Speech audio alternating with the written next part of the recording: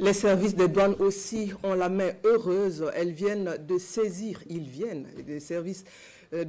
des produits issus de la fraude, dont des explosifs et autres produits prohibés. C'est le résultat d'une vaste opération conduite sur l'ensemble du territoire national. Salifou Belem, bienvenue dans ça. Des explosifs, des détonateurs, de la drogue, du cyanure enfoui dans des cargaisons de riz et autres. N'eût été l'efficacité des services de la douane, ces produits auraient pu affecter la santé ou même coûter la vie à de nombreuses populations.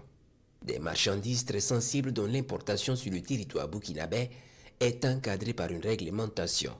Dans un contexte de lutte contre le terrorisme, il s'agit d'une saisie importante. L'administration douanière qui est appelée effectivement à contrôler l'importation de ces types de marchandises ne peut pas s'associer à ce type d'importation.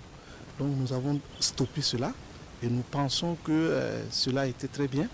Je vais profiter de votre antenne pour inviter l'ensemble des unités sur le territoire qui procèdent à ce type d'opération, les unités de surveillance, de maintenir toujours le cap de la surveillance. Nous avons une mission de protection de la population et c'est en cela que je salue l'effort qu'ils ont fait. Et je les exhorte à continuer dans cette dynamique pour qu'ensemble nous puissions assainir le marché et garantir une libre concurrence des importateurs. Le butin est le fruit d'une vaste opération sur le territoire national et une partie de ces différentes saisies s'est opérée sur une période d'environ 3 mois. Plus d'une dizaine de camions ont servi au transport de ces produits de contrebande, des marchandises qui, au regard de leur spécificité et de leurs caractéristiques, ne peuvent être manipulées par tout le monde. Elles seront remises à l'armée afin que le génie militaire procède à leur destruction. Nous savons que ce type de marchandises, lorsque nous faisons donc des utilisations détournées, évidemment cela peut porter un préjudice aux forces de défense et de sécurité, mais également à la population.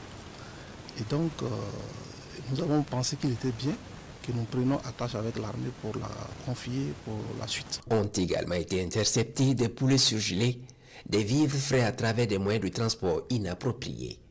Certains produits seront présentés à l'ANSEAT, ex-laboratoire national de santé publique, pour analyse.